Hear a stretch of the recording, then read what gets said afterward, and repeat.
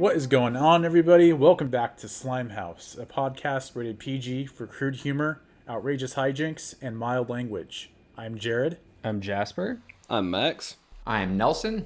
And today, we're continuing our series on slushy winter slime as we go from snow day to snow dogs. Snow Dogs follows a dog-hating dentist named Ted Brooks who receives an inheritance that really bites. A championship-caliber dog sled team. Brooks is forced away from his tropical home of Miami and all the way up to Talkeetna, Alaska, where mischief and mayhem ensues. This one was directed by Brian Levant, who has directed a lot of slime movies, including some other dog-centric slime movies, such as Beethoven. He also directed The Flintstones and Jingle All the Way. It's very loosely, it's actually suggested by a book by famed writer Gary Paulson, as the credits tell you, the book Winter Dance. It has 5 different writers, which include Tommy Swerdlow and Michael Goldberg, who wrote both Cool Runnings, another winter sports movie, and Little Giants, another sports movie. Produced by Jordan Kerner, who produced Inspector Gadget and George of the Jungle, so a real slime heavy hitter. Score by John Debney, who we've seen before. He scored both Hocus Pocus, Elf, and did some work on the Shark Boy and Lava Girl soundtrack. The cinematography was by Greg Gardner, who's also shot a lot of slime. Son of the Mask and Game Plan are some of the slimiest. Elf, which we've also covered on here. And the animatronics for the dogs were built by the Jim Henson Creature Shop. Wow, I mean, that is a lot of slime pedigree, and that pedigree continues into the cast, which here is headlined by Cuba Gooding Jr., who makes his appearance in a couple of Slimehouse movies, which we have yet to cover on the show. James Coburn, in his second-to-last role on film. Cisco, singer of the Thong Song, makes appearance here, as well as M. Emmett Walsh, who we saw in Christmas with the Cranks, and we'll actually see in quite a few Slimehouse movies that we will be covering soon. This is a movie that I feel like when you think of Slimehouse, this is, for me, often comes in that first wave of my mind. It's so of that peak Slimehouse era, that peak style of Slimehouse humor. But I'm curious, have you guys seen it before this? What did you guys think of it when it came out, if you had? Well, I did watch this when it came out January 2002. And this is my first time watching it in 19 years. And honestly, all I remember about the movie was a dream sequence set in an igloo where you see like Cuba Gooding Jr.'s face superimposed onto a baby as he realizes he might be an Eskimo. But basically, it's the most terrifying baby on film besides the Eraserhead one. Yeah, I'd never seen this movie before. This was the first time. I was never really interested in these sort of like winter adventure movies that I feel like were very trendy for a little while. I didn't like Balto and like White Fang. There was a movie, Kevin of the North, I think it's called, with Skeet Ulrich, that was really bad that I remember watching.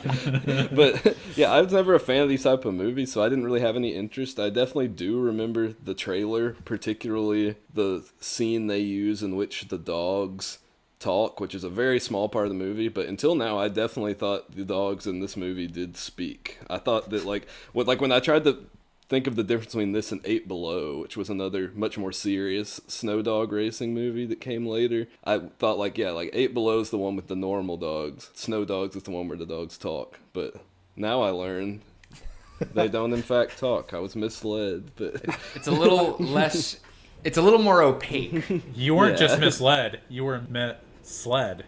Oh, that's good. Yeah, it actually reminds me, this trailer, I think in particular, the movie itself is super slimy, but if someone just like asked, what is Slimehouse, I feel like this trailer would be a pretty good thing to show them.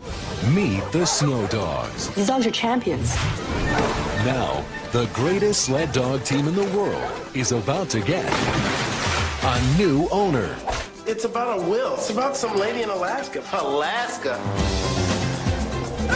And this dentist from Miami is about to discover Nobody said anything about a dog. his inheritance really bites. Where's those dogs? They're eating the house. Why don't you pack up your big city butt and go back?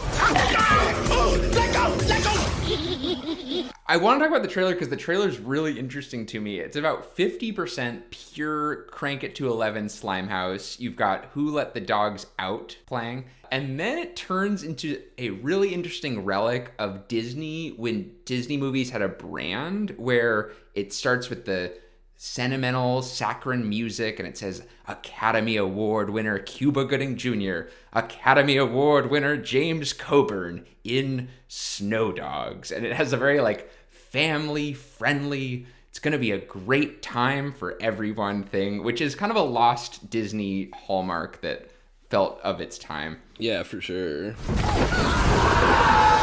But most of all, they'll make him a champion. Maybe you need to finish what you started. Walt Disney Pictures presents Let's go! Academy Award winner Cuba Gooding Jr. All this time I thought I wasn't in the right place, but I was. Academy Award winner James Coburn. From a producer of George of the Jungle. I finally understand sledding. Watching this trailer, something this really reminded me of after seeing the movie and realizing how little talking dog action there is here. It really reminded me of the movie Kangaroo Jack, which, if you haven't seen it, the trailer is just a kangaroo in a red hoodie rapping the Sugar Hill Gang's Rapper's Delight, and that's pretty much it. Like, that's the only thing you see in this trailer. And I remember me and my cousin, we were really excited to see Kangaroo Jack because we were like, we got to see this rapping kangaroo movie. And if you've seen the movie, it's just like a really lame, just like mafia comedy with like with like Anthony Anderson and Jerry O'Connell, and much like this, the rapping kangaroo shows up in one nightmare scene. And actually, interestingly, I looked it up because I was wondering, I wonder if other people have the same reaction as I do to this trailer. So I looked up Kangaroo Jack Snow Dogs, and it is rumored that the success of Snow Dogs is why Kangaroo Jack, which was filmed as like an R-rated adult comedy, was cut down into a family movie because they were trying to get the Snow Dogs audience because this movie was such a big hit. So Snow Dogs directly led to the butchering of Kangaroo Jack. That's very funny. Yeah, that like one thing we gotta talk about more is like how some Slimehouse movies are accidental. Like there's that Kangaroo Jack, there's Tammy and the T-Rex from 1994, which was meant to be sort of like a trauma like splatter movie, and then got turned into like a PG movie on a drop of a hat. Another one is, well, we talked with Brad Silverling about it, Land of the Lost. Yeah, Old Dogs is another one that was also cut down into a family movie with John Travolta. Well, it makes sense because in my universe, Snow Dogs was a highly anticipated movie, and I'll tell you a little of why. My older sister, Caroline, happened to have a friend who was really into dog sledding, and for my sister's friend's birthday party, every year they would go dog sledding. So my sister went dog sledding every year and was really into it, loved the cute dogs, of course, and learned all the lingo. So when we saw the trailer for it, Caroline said, "Oh, I bet they're going to make the biggest mistake that all dog sledding movies make, which is that they're just going to say mush and the dogs are going to go forward." So we were eagerly anticipating kind of outsmarting the movie. Then, sure enough, the movie has a line where Cuba Gooding Jr. says, "So do I just say mush and they go?" And then his father, James Coburn, says, "That's only in the movies. Actually, you say this." And I remember I looked at my sister with glee and I was like, "The movies got it right." And my sister was not. She kind of rolled her eyes at my reaction. That's very funny. Yeah. Hey, Disney did their research. That might be Gary Paulson to thank for that, since he is such a since he paints the Alaskan wilderness and the frontier in such vivid, accurate detail. Really quick, I think it's very hilarious that this is a film, quote from the credits, suggested by Winter Dance by Gary Paulson. I've never seen that language used. It's usually based on this book, inspired by this book, not suggested by this book. Yeah, which something I like. Something I found that is Winter Dance is a non-fiction book about Gary Paulson's own experiences with dog racing. So when it says suggested by, it makes me think maybe like the person whoever wrote the movie just read the book and was like, I'm interested in dog racing now, because otherwise these don't seem like Gary Paulson didn't inherit dogs, and he was certainly not a dentist. I think it actually reminds me a lot of our good laugh about John Grisham's Skipping Christmas and the kind of humor surrounding that being adapted into Christmas with the Cranks. Yes. Books that are just perhaps ordinary books that get cranked to the Slime-O-meter, and clearly there was a demand for these types of movies at this time, and so taking an IP and suggesting that a Slimehouse movie could come out of it was something they did. On the Christmas with the Cranks and this Gary Paulson note, this movie does have 6 writers too, so it's clear that this movie was written and rewritten into something that probably is unrecognizable from the original adaptation. Hence, probably maybe Gary Paulson just saying, I want you to say this is from my book, but I don't want anyone to think it's based on my book. I remember seeing this in theaters too. I also watched it again in college for a good laugh. But yeah, this was one of those ones that it's become such a punchline, I feel like, that you forget how popular and big of a hit it was at the time in 2002, which was really kind of the peak Slime era. I would really say this was kind of almost at the summit of it all. Yeah, certainly for my own life experience, I feel like this was right in the thick of it. I remember seeing this movie in theaters. I also remember the advertisements really well. This is also the type of movie that on the bus to go skiing would get played on repeat. So I've seen this movie a few times. I remember it pretty well. And I think it is a good representation of the type of antics and humor that we see in a lot of Slimehouse. And the fact that it was cobbled together by Disney and a whole bunch of writers and a Oscar-winning lead actors, I think suggests that there was clearly a high demand for this stuff in this era. I think what makes it stand out to me as a really high representation of this peak era is also a lot of its subject matter. We see funny animal antics, goofy, over-the-top comedic lead performance, and a lot of just slapstick action stuff. And this is kind of one of those Slimehouse movies that it feels almost at a bigger budget than a lot of the, earlier ones we've covered. Definitely elevated from, say, like Home Alone. There's bigger locations, bigger stunt sequences, just a much more expansive piece here. When the money was flowing into this style of humor geared towards families. And yet with that, the humor is still so juvenile, and it's crazy that today it would have to be a little bit more self-serious in order to account for, real dogs and really cool dog training effects, as well as animatronics, as well as some CGI, as well as extensive locations and cast. I feel like it would have to be more broadly appealing, but in this era of peak Slimehouse, it could be just an unabashed kids movie. Yeah, I feel like sort of an equivalent film to this movie that's more recent is something like Call of the Wild, which is a far more serious movie. And I feel like if Call of the Wild was made in 2002, perhaps it would be at a level like Snow Dogs. And that movie wasn't a hit like this was. Never underestimate Theodore Brooks. DDS.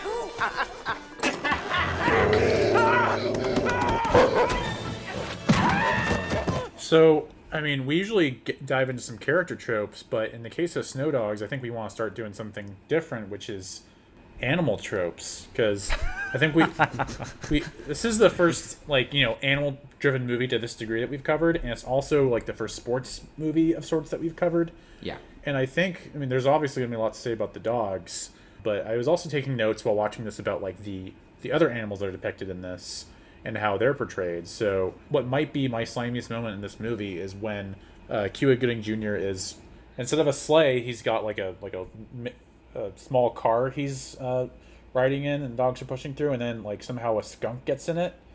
And this is the first movie I think we've talked about where there's a skunk that stinks up the place and gets the main character all stenchy. And also the bear that shows up in this, and the bears in a lot of these more kid-friendly movies, if they're in the film, they're kind of they're kind of like a dopey menace is what I like to call them, where they're they're dangerous, but They're kind of aloof. They're kind of self-involved and they don't care. Kind of degaff. Yeah, I also think with these kind of movies too, there's always the play of humans are really scared of wild animals and humans are very small compared to wild animals, and that's always played for comedy. Here it's no different. It's not very funny per se, but it's definitely a Slimehouse recurring gag that humans don't do well in the good old wilderness. Yeah, there's definitely like sort of a subgenre of these slime movies about like city slickers going into the wilderness, and I feel like a skunk gag probably shows up in every single one of those. That just feels like the go-to gag to have in a movie where you're trying to get laughs out of someone who's out of place in a wild setting. And it's funny that skunk gag, it felt kind of just like placed in there. There's no plant that, oh, there might be a skunk in the car. He's just driving along the main drag, and then all of a sudden, like, to get another laugh, they throw a skunk in the car and make it smell really bad. Which to me rings super slimy, as you were saying, Jared. Just like adding a smelly gag in there just to be smelly and get a laugh.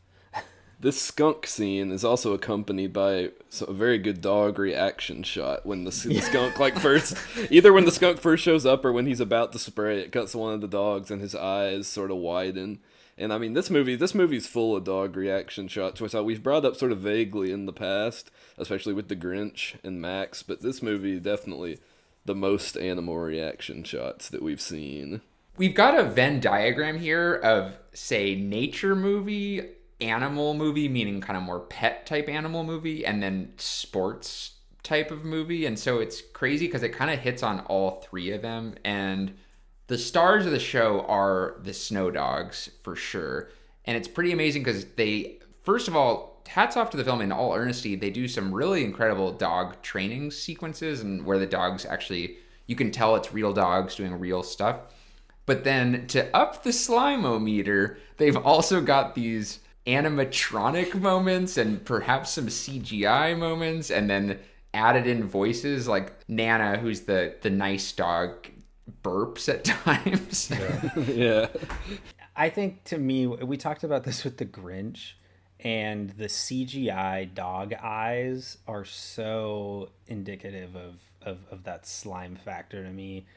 Humanizing these animals, but also giving them a sense of how stupid humans are, because most of these CGIs come in places where they're reacting to how dumb Cuba Gooding Jr.'s character is, or in some kind of like distress, in the same way that we've cracked fun at the idea of like the whoa shot before somebody gets hit in the face with a tree. There's a lot of those kind of shots happening with these dogs, but instead of making a sound, their eyes just bug out.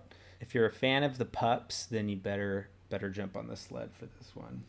I think my favorite, along with the skunk reaction, which is definitely, I think, the most slimy moment, very akin to Max in The Grinch. I love when the team of snow dogs, led by Demon, their fierce leader, all kind of look at each other and kind of give each other big eyebrows and like, oh, we're going to play a trick on him now. And then they all kind of band together, all nonverbal, but in a way that's very human and very humanized. And then, of course, they run Cuba Gooding Jr. off of the sleigh. And it's just so funny. I don't remember that at all. I remember a lot of stuff about this movie, but the way it's so upped the ante, not trying to be realistic dogs at all. That's one where it's definitely some sort of animatronic, and it's so slimy.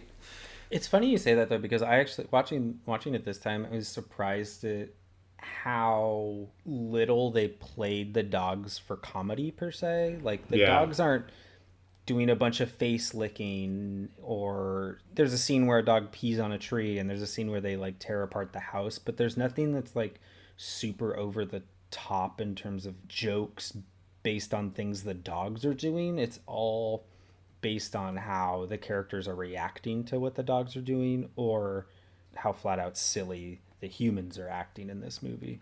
Yeah, I think the scene where the dogs destroy the house is definitely a key Slimehouse sort of centerpiece to this movie. I feel like that features a lot of good slime moments from Cuba. There's a scene where there's one thing I've noticed in a lot of these movies, when there's an intimidating dog, there's someone will like repeat in like a high voice like nice doggy, good doggy, and sort of back up, and then the dog bites them or attacks them. I feel like we see that multiple times in this movie, including in that scene. And also there's a scene where the dog starts tearing apart his like nice new jacket, and he's like, not the jacket, not the jacket. And that feels also like, sort of reminds me of Eddie Murphy's character in The Haunted Mansion, which is sort of a similar role, and it's these sort of uptight, hard work, like super workaholic guys who are being thrust into a weird situation and having to sort of adjust to that. The one that, to me, out of those kind of run the most slimy is that at one point he's trying to assert his kind of alpha dog dominance over this dog Demon,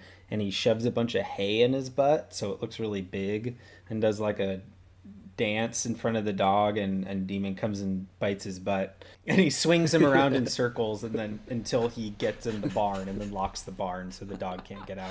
You, Demon. You want a piece of me? Huh? You want some of that? What? What's my name? You want a piece of me? Come get it. Come get it.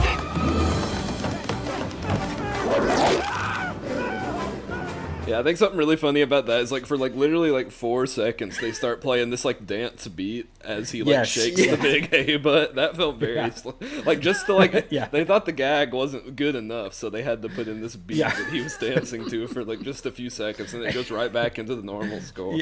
Yes, that was very funny. Very funny.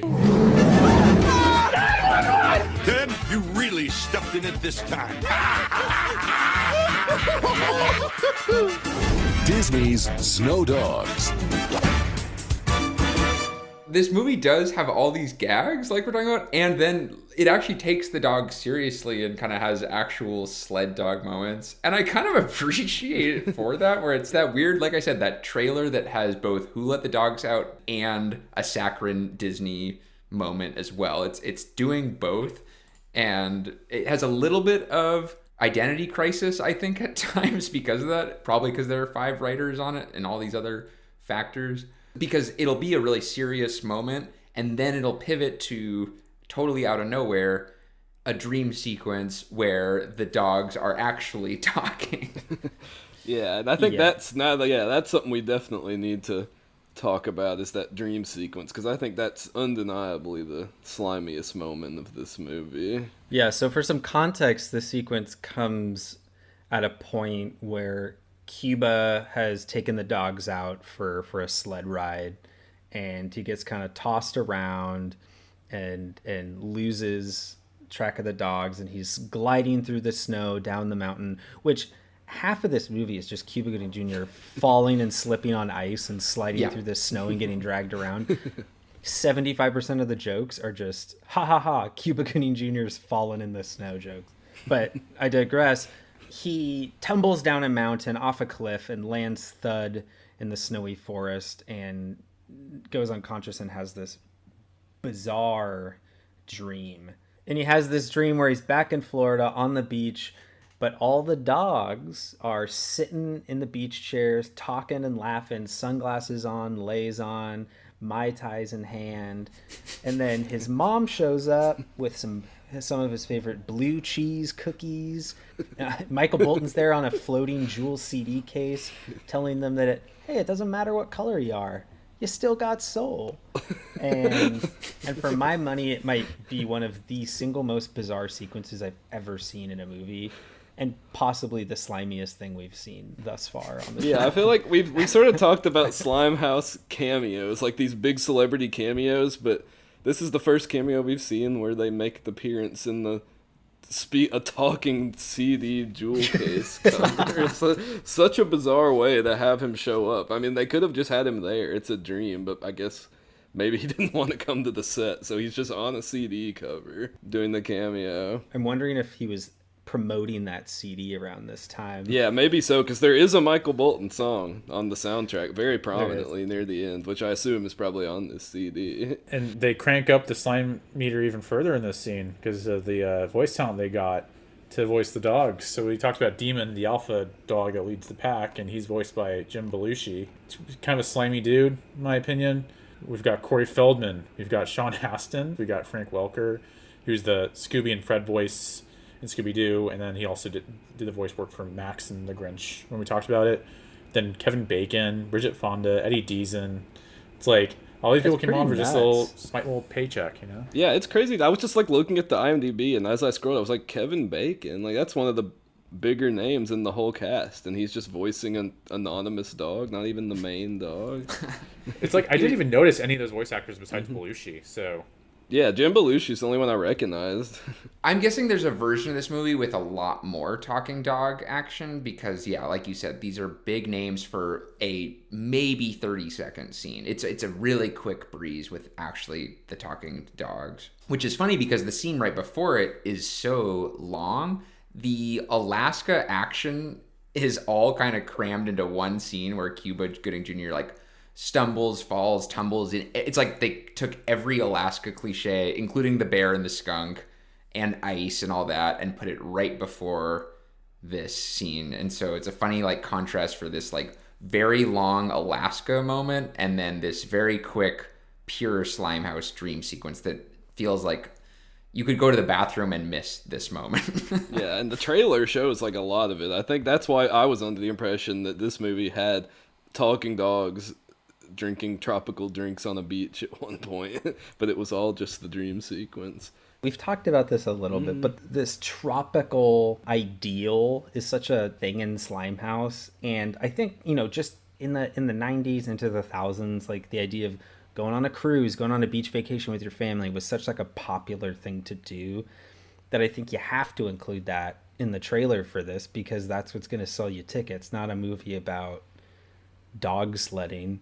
Nobody, you know, like that's going to be a hard sell. So it's funny that like half of this sequence is in the trailer. in my opinion, the stuff in Florida is significantly slimier than the stuff in Alaska, mainly because of how it's filmed and Yeah. how the character of Cuba Gooding Jr. is established. You got this opening scene where you see him as a kid and he is trying to follow in the footsteps of what he thinks is his biological father, but isn't. He vomits because he can't handle how gross being a dentist is. But then right after that, you get this credit sequence set to this Mambo Number 5-esque kind of tune. Yeah. Yeah, I think one moment during that kind of like montage that the credits play over is you see like a billboard of his dentist business with, you know, like a really superficial poster of him smiling and Hot smile.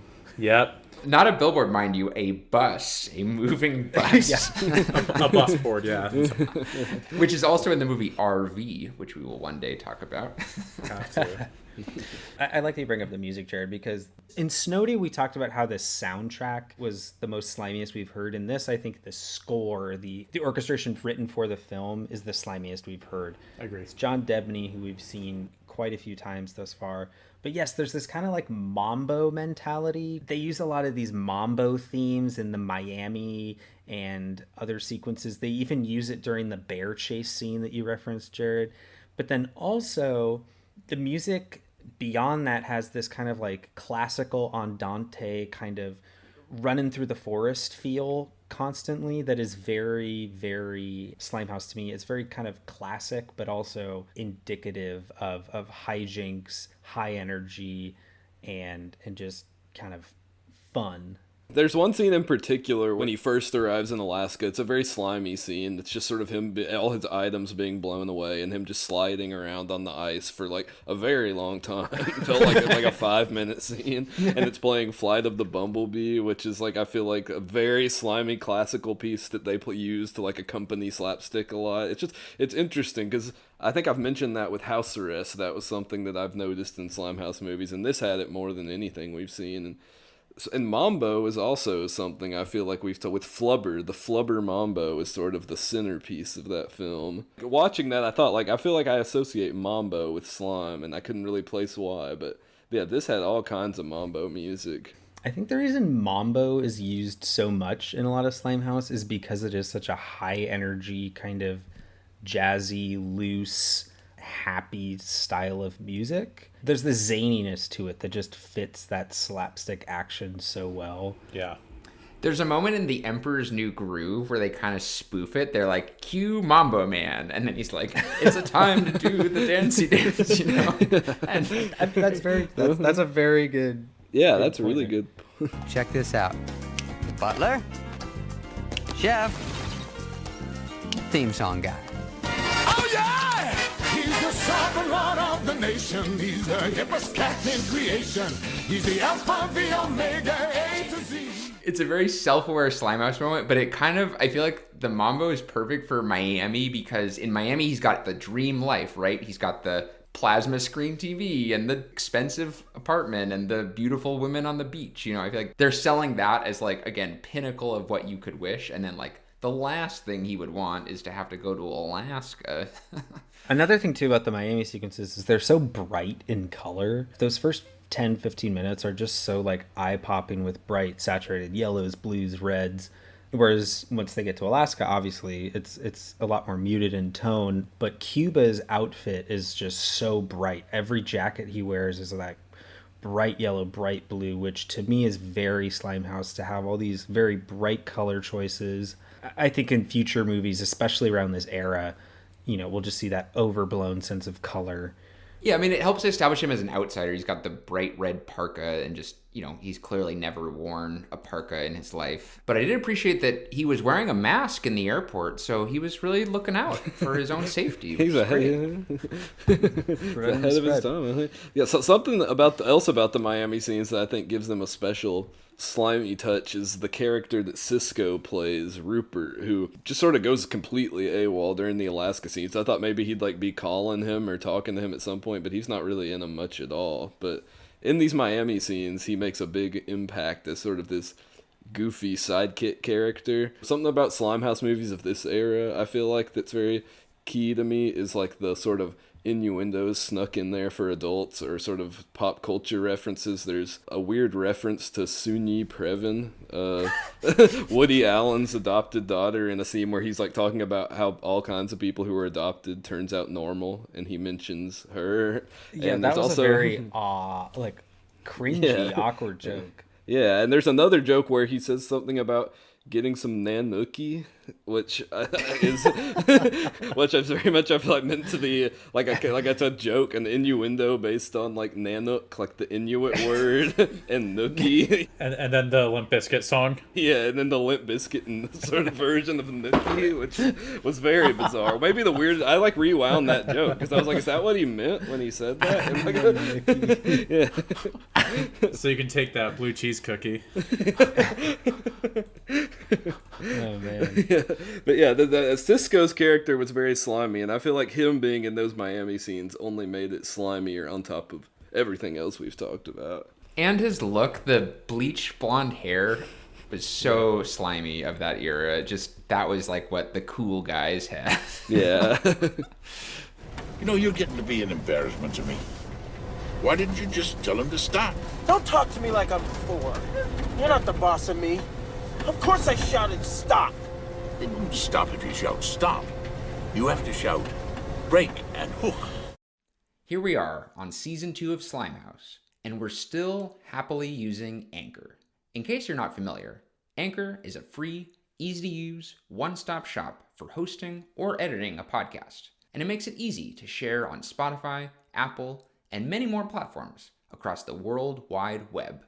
Download the free Anchor app, or go to anchor.fm to get started. And thanks for listening to our only paid sponsor. Break and hook. Got it. I want to go, I say mush. Only in the movies do they say much. Here you say hike. I will say one thing. You mentioned him being an outsider, Nelson, and I think that stepping back a little bit, this movie isn't about kids. A lot of the movies we've talked about are family movies that are based on, you know, the main characters are kids. There's barely any kids in this movie except in the last scene when they're cheering people on at the dog sled tournament. That said, I think it still follows a lot of these, like, person going to a small town where there's a very tight-knit community who has some parental issues. The parents died, or they don't know who their parents are, or their parents are getting divorced. This has both of those. He goes to the small town in Alaska to find his dad, who he's never met before. It was surprising to even see those narrative tropes in a movie that is not about the kids. Well, actually, let me ask a question to everyone, because this is really, I feel like, our second movie, the only other one being Flubber, where kids are really not, none of the speaking roles are kids, except for the very first moment of the flashback. And then, yeah, like you said, there are kids cheering on at the end, but they're not even speaking roles. Did that to you guys make the movie feel less Slimehouse? I kind of did because, I mean, there's movies like The Grinch where the main character is not a kid but has this sort of like juvenile kind of disposition or kind of like characterization. Even Flubber is like that, but to me, Cuba's character in this is not very like kid-like to me. I think he's just kind of a normal adult. Just how your main character is framed, to me, tells a lot about how slimy your movie is. So, to answer your question, Nelson, yes. I had a similar take on it as Jared. It definitely doesn't play as immediately Slimehouse, even though a lot of the humor is very indicative of Slimehouse. Because it doesn't have that, youth-driven narrative, I think, it immediately gives it a higher bar to jump over, to be kind of considered within the genre.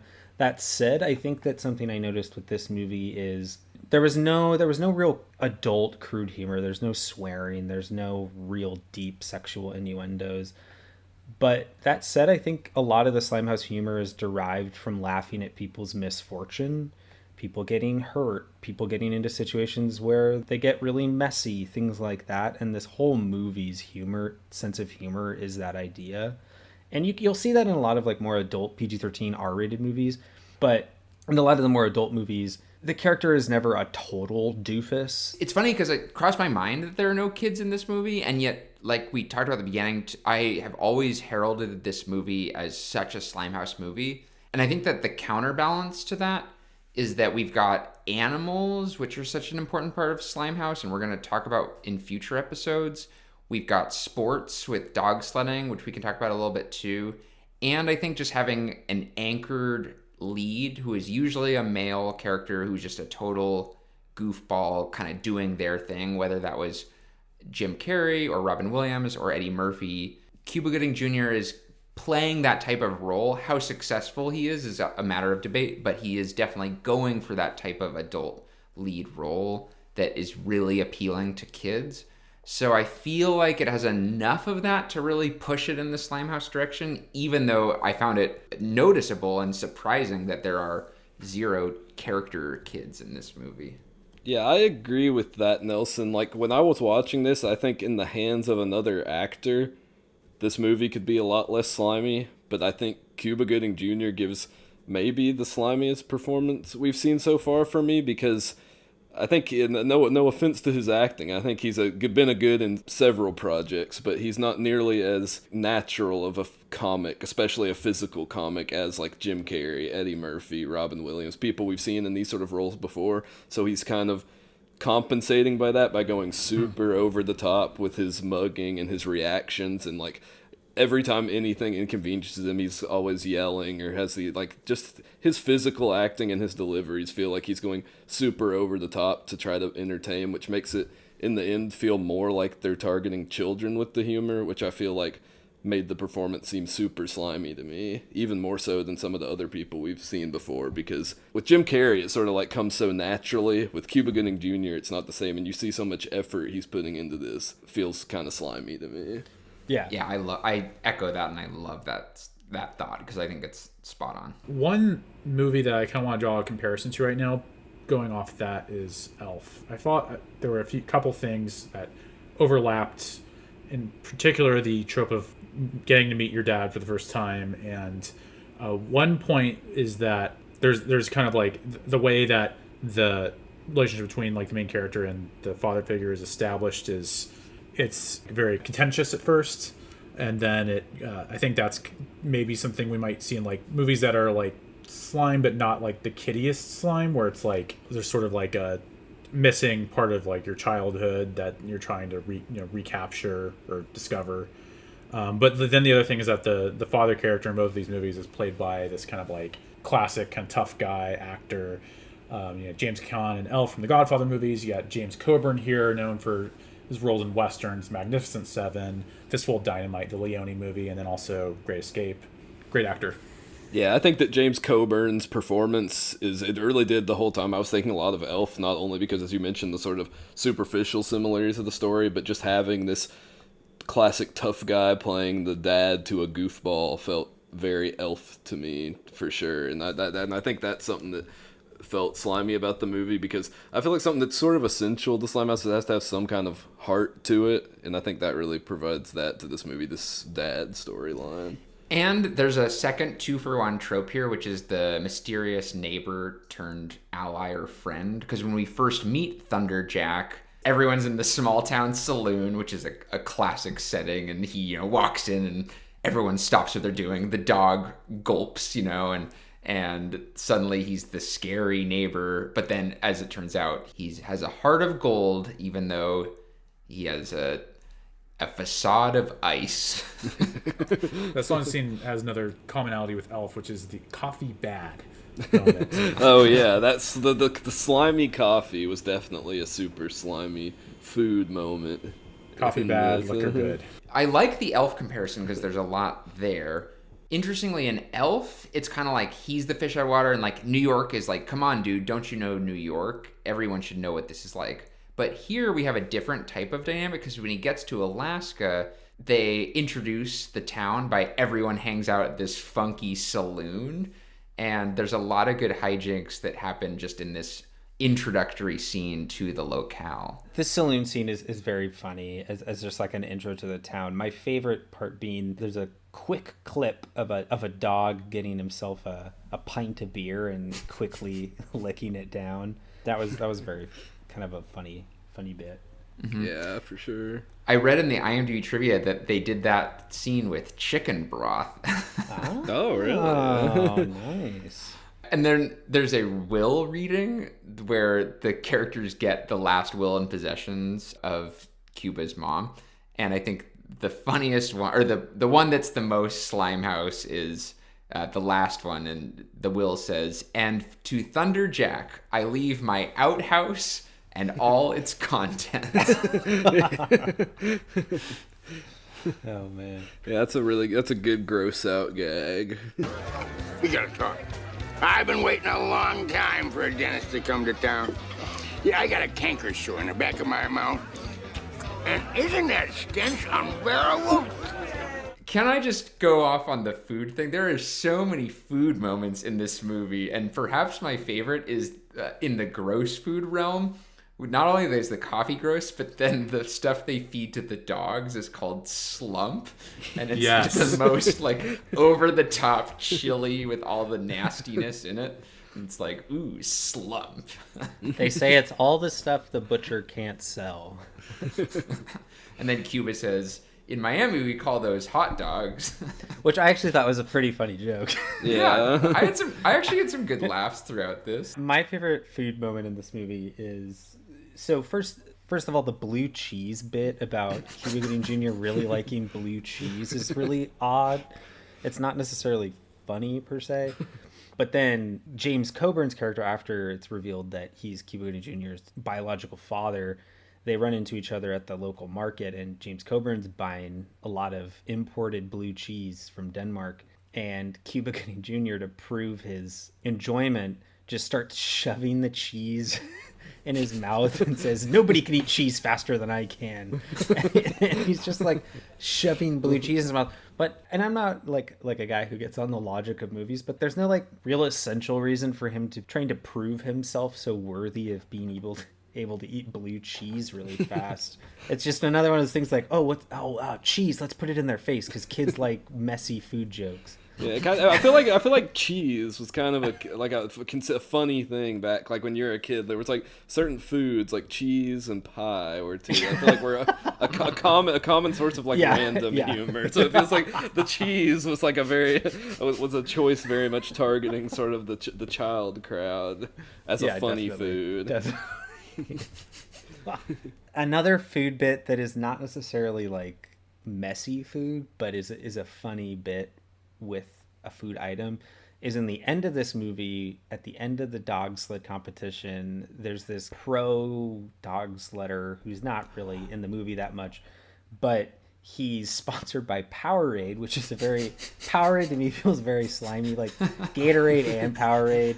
Love them so much, but they're just very of that era. He's sponsored by Powerade, so at the end when he wins, his teammates are going in for the the celebratory Powerade dunk, but when they pour the Powerade out, it's just a frozen brick of Powerade ice, and it conks him out onto the snow. But it's a very funny gag because you don't think that, oh, it's gonna be this frozen Powerade, but it's I don't know, it's very funny. I had a genuine laugh out loud, and then you cut to his face and his eyes roll back. Perfect villain Slimehouse moment. Oh yeah, that whole character is weird because it's like, I feel like he was meant to be the main villain of the movie, but like I feel like the race that he's partaking in and the other guys are partaking in are just like, it's not really part of the movie very much, is it? No, this movie is like not really about. I guess it kind of is about like them preparing for the race, but it feels more about just like his bond with the dogs than much of a racing movie. I'd say it's a dog movie more than it is a racing movie. I feel like what Nelson was saying, like the identity crisis of having like 5 writers on this movie. I feel like I really felt that with, why is this character even in the movie? It's like this very Blades of Glory-esque cartoon character. Doesn't really fit with the vibe of the rest of the film, in my opinion. Yeah, they sort of set him up as like the adult rival trope, which we've talked about before. But then because it's a saccharine movie kind of about a father and son learning to be with each other. Because I remember seeing the trailers and thinking, oh, we're going to have a race and we're going to have a race to the finish line and try to win it, right? But at a certain point, they actually give up on winning the race. And it becomes about who's going to just finish strong in a very like of the era where everyone gets a trophy kind of thing as opposed to an actual victor. And I remember being really disappointed as a kid. I kind of wanted a little more of like a suspenseful action Iditarod kind of moment, but instead they go for something different and they just kind of put this character on the sidelines, despite the fact that, yeah, it's a very cookie cutter corporate sponsor villain that's a funny foil. But like we said, the sports part of this movie feels like it's on the back burner. It's funny because we have yet to really do a true sports Slimehouse movie. At some point we will, but this was an era where action sports were in, and it does include the signature action sports shot, which is where you do like a low angle of like the thing flying above. At the end, when he and his dad come in for the race, they have the quintessential, I don't know how to describe it, but do you know what shot I'm talking about, guys? 100%. Yeah, and for sure. This movie has a lot of those kind of low angle, wide angle, POV kind of shots as well, especially on the dog perspective versus the Cuba Gooding Jr. perspective. But it's very similar to what you're talking about, Nelson, that very wide, larger than life entry shot. To the movie's credit, it has some really good dog sled action that you could tell has put a lot of time and thought into it, but it does feel like less of a, it's not about winning a trophy, it's more about family. Hey guys, let's mush into some slime scores, shall we? This one was kind of a tough one for me to decide, just because it hasn't been as immediately slimy as some of the other ones, like Shark Boy and Lava Girl and The Grinch, that I've given high slime scores. But I feel like by the end, it kind of snuck up on me. I think this is a very slimy movie. I think I would give it somewhere in the realm of probably an 8 for me even. I think that even though maybe it's not as over the top as some of the stuff, the humor, the score, especially Cuba Gooding Jr.'s performance and just the animal antics really took this over the top for me. Like I said, I hadn't seen this movie. I was expecting it to be not nearly as slimy as it was, even if the trailer I thought it would be something more like 8 Below or one of those movies. But it really was a very slimy movie. It featured tons of tropes and just a slimy mood overall. So yeah, for me, I'd say an 8. I've had a really tough time with this one as well. And for me, this kind of sits somewhere between an 8 or a 9. It's definitely not at the 10 level because of the kid factor, but there's a lot of Slimehouse to it, and kind of my nostalgia for it weighs it higher, but probably an 8 is a safer score for it just because it's not as dynamic, I think, as some of the other Slimehouse movies that I've ranked a 9, but I still think this is, if you're looking for a slimy good time, this is a rock solid choice, so I'm going to go with an 8. I'll echo that as well. I think what's interesting about this show is that we've honed in on what was a very broad definition of Slimehouse quite a bit, and I think this was one of those movies that, as I said at the top of the show, I would have put, on the short list of the early contenders for like the Slimehouse essentials. And I think one, that kid factor that you're talking about, Nelson. Two, I think there's a lack of that kind of gross out humor in this movie. A lot of it is just full on slapstick. And I think you need that sense of kind of nastiness to this movie. Not in a mean nastiness, just like literal gross nastiness. That said, I do think it's so indicative of the era it came out in, and it is so, and the spirit of Slimehouse is so much of what guides this movie. So I'm also going to give it an 8 for that reason. And here's what I'll say. This is, I think of this as being almost like a jack of all trades Slimehouse.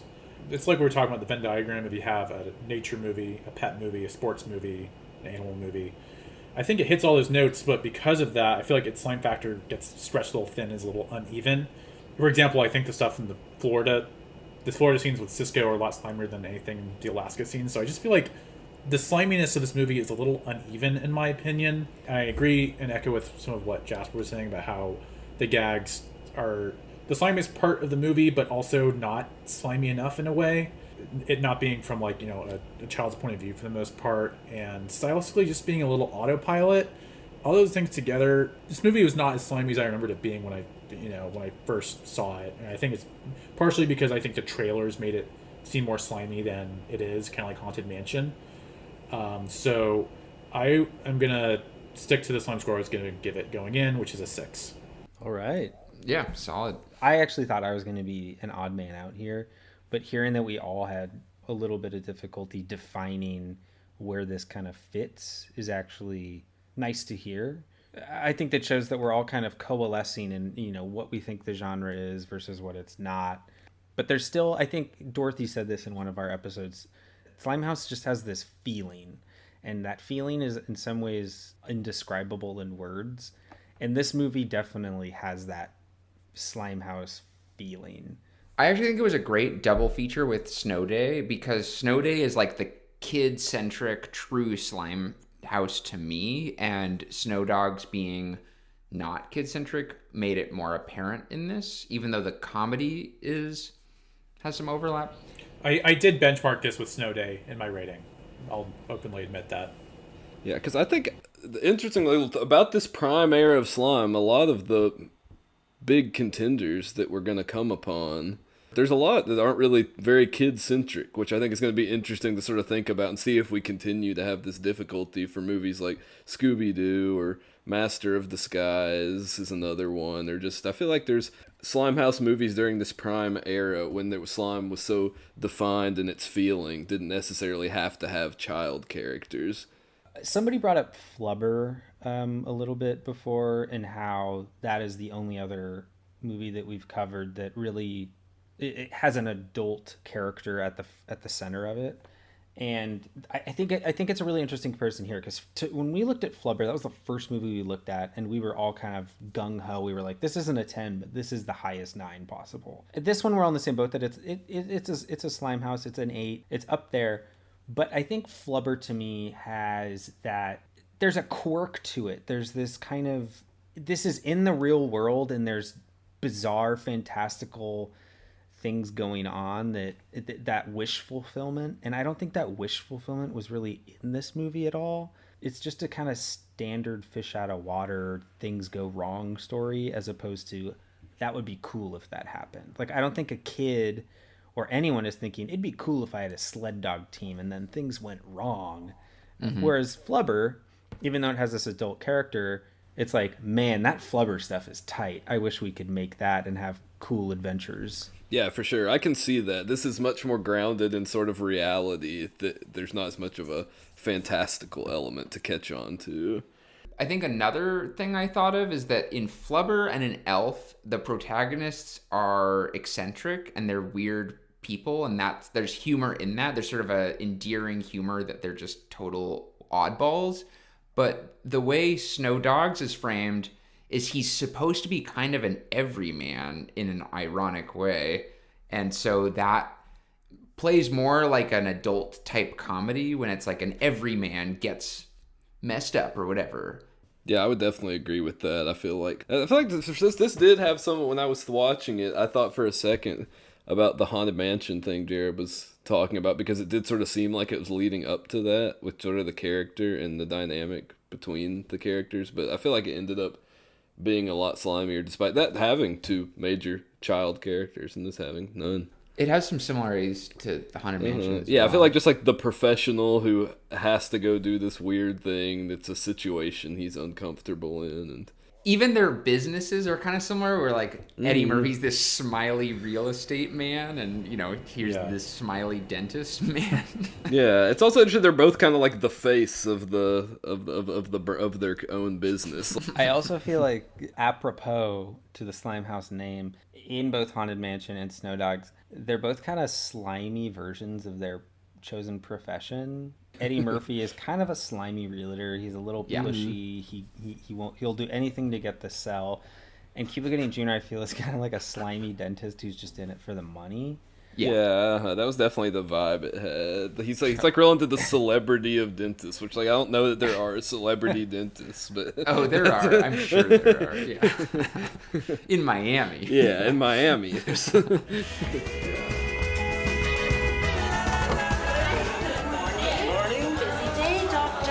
They all are. We will be with you all in a while, and we promise to make you smile. And that's the end of the sled dog race that is Snow Dogs from 2002. And that about wraps up this episode. But it is one Jared Anderson's birthday next week. So we are starting a Slimehouse tradition of whose ever birthday it is on a certain week, they get to choose the movie for that week. So Jared, what are we going to be watching next week? So according to Letterboxd, none of you have seen this movie. It's it would be kind of a proto slime from '88. Killer Clowns from Outer Space. Wow, it's a good one. I'm excited to talk about that one. Wait, you've seen it? I saw it like a long time ago, parts of it on TV, and just always been fascinated by it. Yeah, so one, I feel like it's a movie that would not get an episode unless I, did this. It's a favorite of mine for sure, and like it's just a movie get a kick out of. I feel like it might reach Monster Squad levels of proto pumpkin kind of slime, and I live for that kind of stuff. So every other movie that I could think of, I feel like is eventually going to get an episode. So next week, Killer Clowns from Outer Space to celebrate Jared's birthday, and until then, stay slimy, y'all. Stay slimy. Stay slimy. Slimehouse, a podcast created by Jared Anderson, Jasper Birnbaum, Max Morris, and H. Nelson Tracy. Visit us on the web at slimehousepod.com. Our website is created by Brian Hume of Valencia Creative Co. Theme music composed by Greta Russell. If you like what you hear, support this podcast at anchor.fm/slimehousepod or by following us on social media at slimehousepod.